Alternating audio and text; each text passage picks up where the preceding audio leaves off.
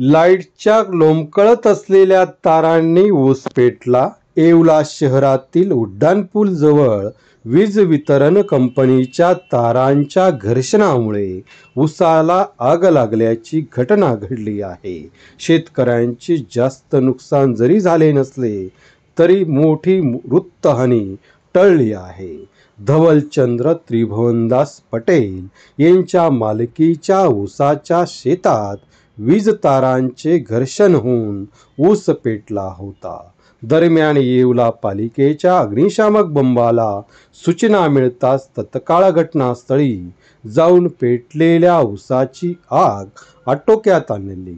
याबाबत परिसरातील शेतकऱ्यांनी वीज वितरण कंपनीच्या लाईटच्या झुलत असलेल्या तारांची तत्काळ काम करून बंदोबस्त करण्याची मागणी यावेळी शेतकऱ्यांनी केली आहे.